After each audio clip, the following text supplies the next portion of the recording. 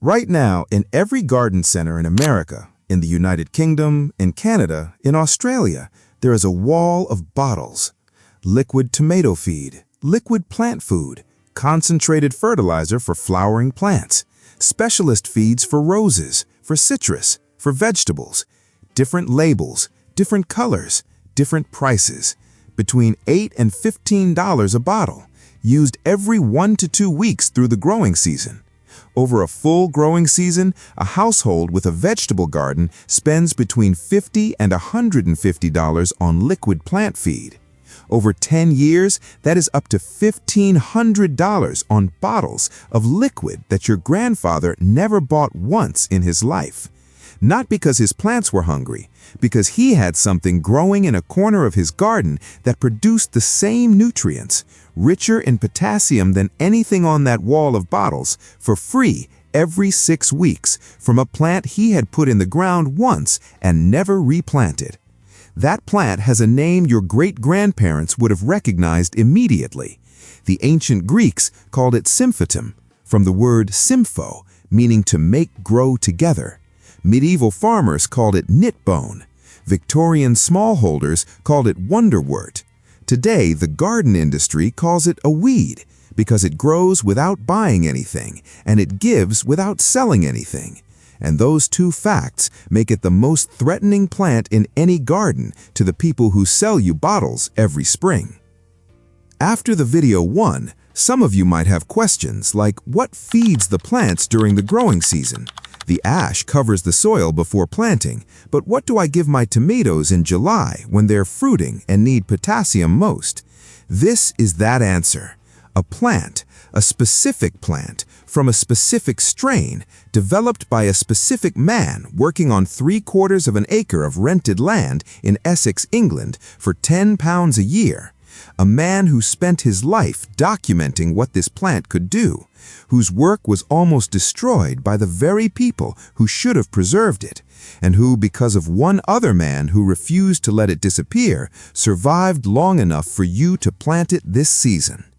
The first time I walked through an Amish kitchen garden in Lancaster County that felt truly different from every other garden I had seen, it was not the size that stopped me, it was the corner. Every other section of the garden was laid out in rows, tomatoes, beans, squash, potatoes, but in the corner, between the fence and the path, was a cluster of plants that belonged to no row. Large, broad, deep green leaves, small bell-shaped purple flowers.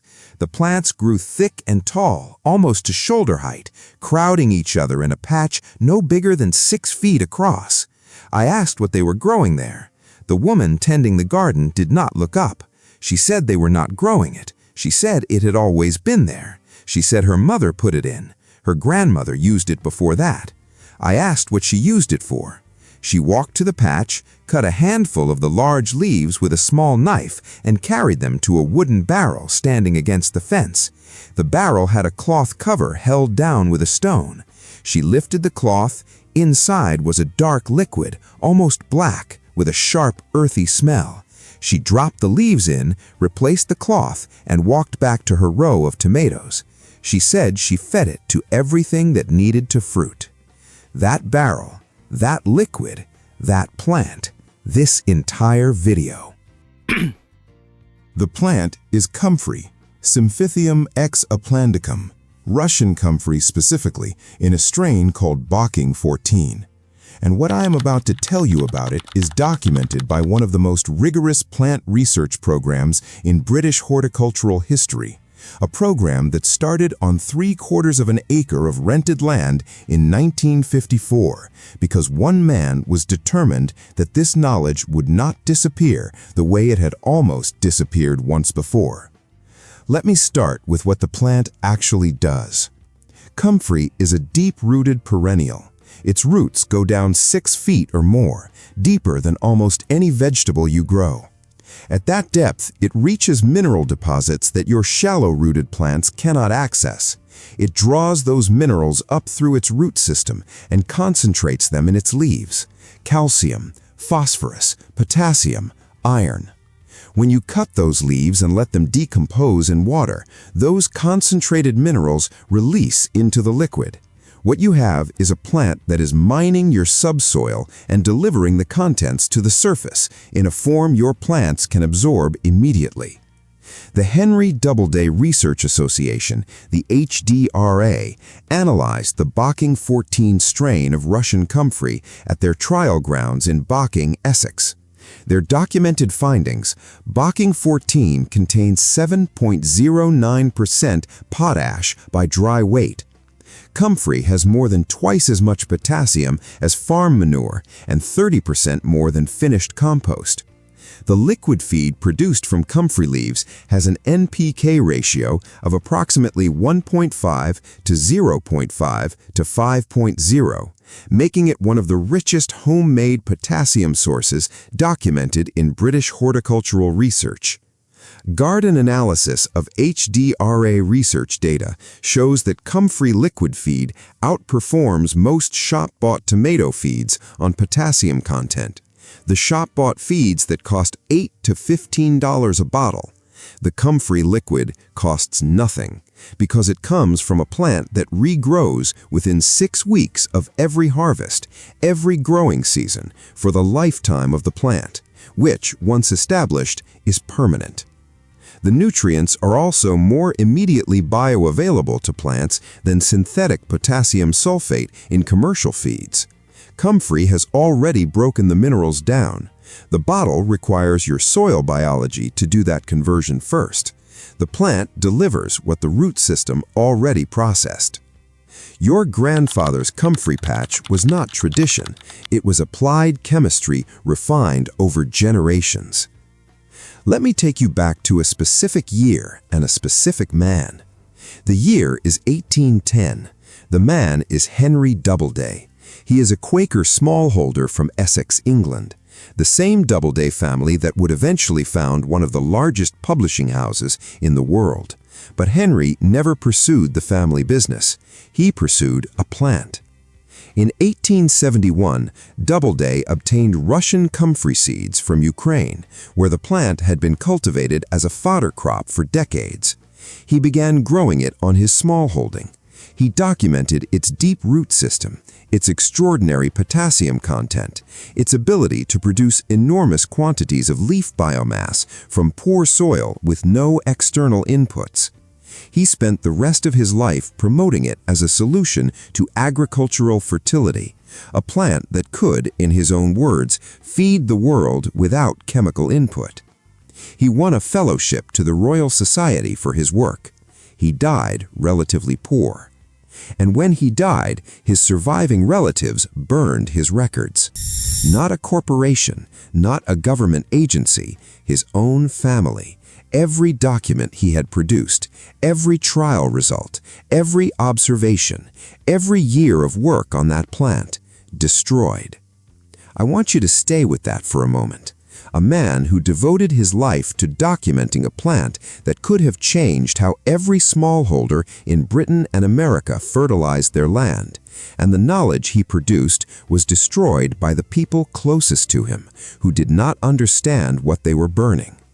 That is how knowledge disappears, not always through suppression, sometimes through neglect, through a family that did not understand the value of what was in those papers, through the assumption that what an old man wrote about a plant in his fields was not worth keeping.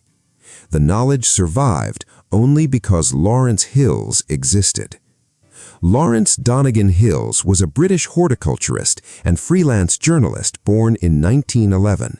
In 1948, nearly 50 years after Doubleday's records were destroyed, Hills came across fragmentary references to Doubleday's work, partial notes from other growers who had corresponded with Doubleday, references in agricultural journals, enough to understand what Doubleday had been documenting and why it mattered.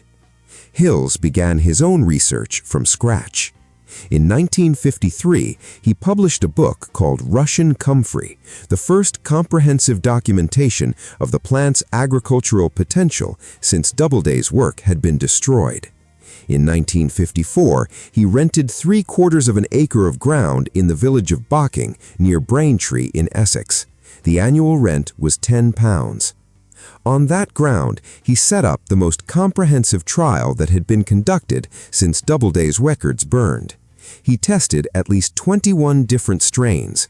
He measured potassium content, yield, growth rate, root depth, and behavior in different soils. He compared his Comfrey liquid directly against the commercial feeds of his era. He documented everything.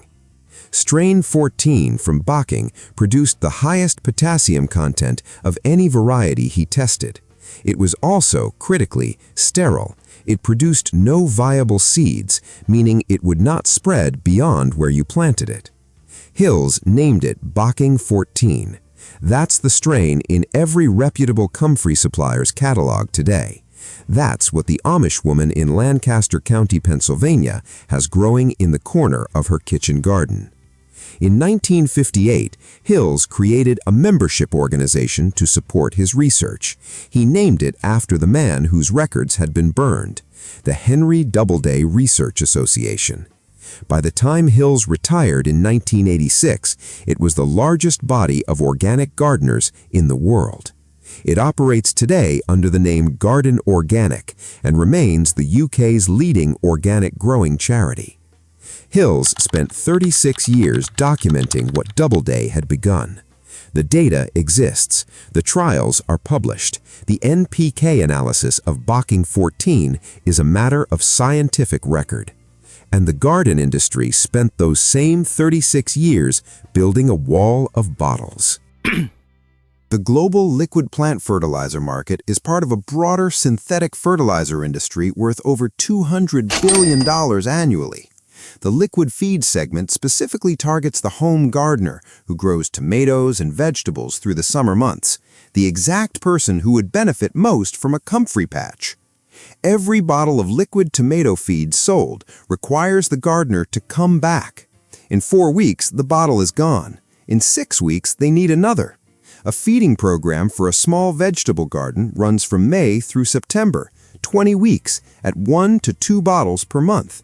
That is 10 to 20 bottles per season at $8 to $12 each. Comfrey liquid feed requires 1 bucket, 1 plant, no bottle, no return trip, no repeat purchase cycle, no expiration date. Lawrence Hills documented all of this. His published results showed that Bocking 14 Comfrey liquid feed matched or exceeded commercial tomato feed on potassium content. The garden centers that sell you tomato feed also sell Comfrey plants, usually common Comfrey, not Bocking 14, in the herb section at the back of the store, not near the fertilizer, not with any mention of what Hills spent 30 years proving it could do for your vegetables. 2 sections, same store, same customer. The plant that makes the feed for free and the feed that the plant replaces, sold in different aisles to the same customer who has never been invited to connect them. Now, if you already own a house and you're thinking this only applies to people with large gardens or acreage, stay with me because this next part is specifically for you. You do not need a farm. You do not need a field. You need a space 6 feet across, a corner of a garden bed, a strip alongside a fence, a patch beside a shed. Comfrey Bocking 14 does not spread by seed. It grows where you plant it and stays there. 1 plant produces 1 to 2 kilograms of fresh leaves per cut and regrows within 6 weeks, 4 to 6 harvests per growing season, from a plant that costs $6 and never needs replacing. Here's exactly what you do. Source Bocking 14 root cuttings, not common Comfrey, not seeds, root cuttings of Bocking 14 specifically. Common Comfrey spreads aggressively. Bocking 14 is sterile and stays where you put it. Order from organic gardening suppliers online. Cost approximately $4 to $8 for 3 root cuttings. 3 plants covers a full kitchen garden. Plant each cutting 6 inches deep in any corner or edge of your outdoor space. Comfrey tolerates poor soil, partial shade, and dry conditions better than almost any vegetable you grow. Water once when you plant, then leave it. By midsummer of the first year, it will be producing full harvests. From year 2, it is fully established and producing at maximum yield. Here are your 3 systems. System 1, Comfrey liquid feed for tomatoes, squash, peppers, beans, fruit trees, berry canes, anything that fruits or flowers. Cut a large armful of comfrey leaves. Pack them tightly into any waterproof container, a bucket, a barrel, a large pot with a lid. Cover with water. Place a weight on top to keep the leaves submerged. Cover loosely with cloth. It needs to breathe, but the smell during fermentation is strong, and you do not want it near a door or window. Leave for 4 to 6 weeks. The leaves decompose completely into a dark, rich liquid. Strain out any remaining plant material. Dilute the concentrate at 1 part comfrey liquid to 10 parts water, and apply to fruiting and flowering plants every 1 to 2 weeks through the growing season. It replaces every bottle of liquid tomato feed you have ever bought. Cost $6 for the cuttings, $0 ongoing. The plant regrows, the barrel refills, the cycle is permanent. System 2, Comfrey mulch for root vegetables, potatoes, and general soil fertility. Cut comfrey leaves and lay them directly on the soil surface around your plants, 2 to 3 inches thick. As they decompose in 2 to 3 weeks in summer conditions, the potassium and phosphorus release directly into the root zone. No dilution, no bucket, cut and lay. The plant grows back in 6 weeks. Lawrence Hills documented that comfrey mulch applied to potato rows at planting and at flowering produced measurable yield improvements in HDRA trial comparisons. Potatoes are potassium-hungry crops. The comfrey delivers it exactly where the tubers are forming. System 3, Comfrey compost activator for anyone already making compost. Layer comfrey leaves between your compost materials. Comfrey leaves are so high in nitrogen relative to their carbon content that they activate a compost pile rapidly, accelerating decomposition and adding their full mineral content to the finished compost. Layer 3 inches of comfrey leaves for every 6 inches of carbon material, dry leaves, wood chips, straw. And this connects directly to what we covered in the first video. The wood ash adds potassium to your soil from outside the system, from your stove, from last winter's fire. The comfrey pulls potassium from inside the system, from the subsoil your other plants cannot reach, and delivers it to the surface. 2 sources, both free, both permanent. One from your fire, one from a corner of your garden. Both from knowledge your grandfather used that nobody is selling you because neither of them can be put in a bottle. Tell me in the comments, do you already grow comfrey, or is this the first time you have heard of it? And if you grow it, what do you use it for? Because the range of uses beyond what Hills documented is something I want to compile from this audience. Your answers decide what we cover next. Here's the number. A household vegetable garden using commercial liquid tomato feed through the growing season spends between $50 and $150 per year. Over 10 years, $500 to $1,500 on liquid plant feed. Bocking 14 comfrey root cuttings, $6 for 3 plants, once. The plant does not die at the end of the season, it goes dormant and returns in spring. The same root system, going deeper each year, pulling more mineral-rich material from deeper in the subsoil as it establishes. The feed it produces in year 10 is richer than what it produced in year 1. $1,500 over 10 years for the bottles, $6 once for the plant that replaces them, and the plant gets better every year. Lawrence Hills figured this out in 1954 on 3/4 of an acre. He worked for 38 years documenting it. Henry Doubleday spent his entire life on it before him. His family burned the records. Hills rebuilt them from almost nothing. The garden industry built a wall of bottles. Hills spent 38 years proving the wall was unnecessary, and the garden center put his plant in the herb section at the back. The Amish woman in Lancaster County did not call it Bocking 14. She did not know the name of the strain or the research station in Essex, or the man who spent his life on 3/4 of an acre testing it against every commercial alternative of his era. She called it the feeding plant. She said her mother put it in the corner. She said it had always been there. The Amish never needed the bottles. The corner of the kitchen garden has always been there. The plant grows back in 6 weeks. The barrel fills in 4.